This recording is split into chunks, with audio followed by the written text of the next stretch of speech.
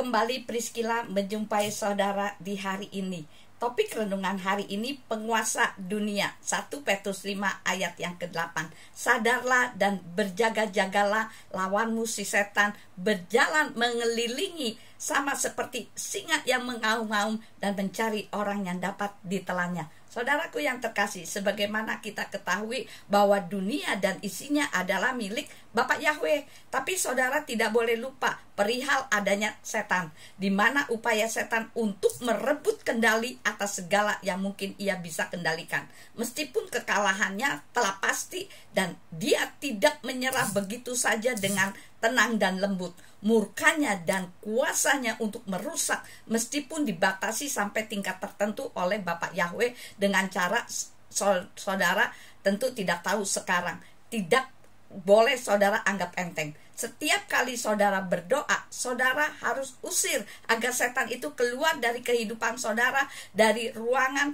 Tetapi setelah itu setan pasti akan kembali lagi. Untuk itu saudara tidak boleh lupa bahwa betapapun seringnya masalah datang di dalam kehidupan saudara secara samar-samar, pokok pertempuran utama hanyalah antara dua kekuatan. Kekuatan Hamasia dan kekuatan setan. Tidak ada jalan tengah. Firman Tuhan pun sudah mengingatkan untuk saudara sadar dan berjaga-jagalah, lawanmu si setan berjalan mengelilingi sama seperti singa yang mengaum-ngaum dan mencari orang yang dapat ditelannya. 1 Petrus 5 ayat yang ke-8. Sampai Bapak Yahweh bertanya kepada setan, dari mana engkau?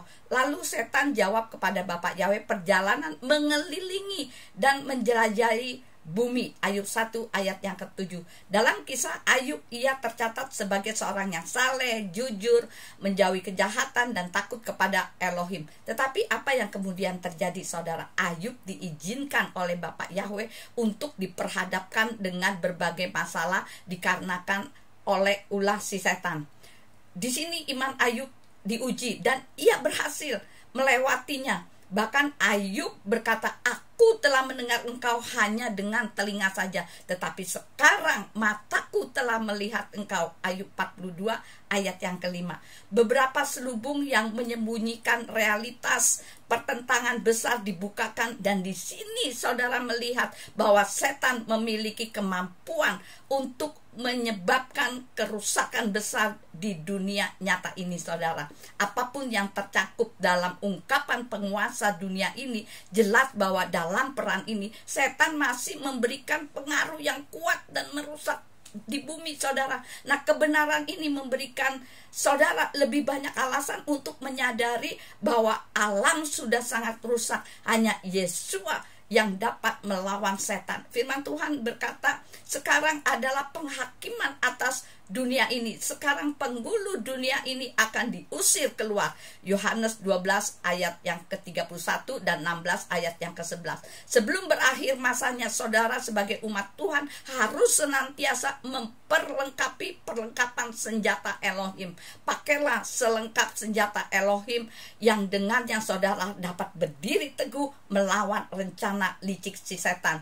Efesus 6 ayat yang ke-11. Jadi saudaraku yang terkasih, lawan setan dengan selengkap senjata Elohim, bukan dengan hikmat dan kekuatan manusia.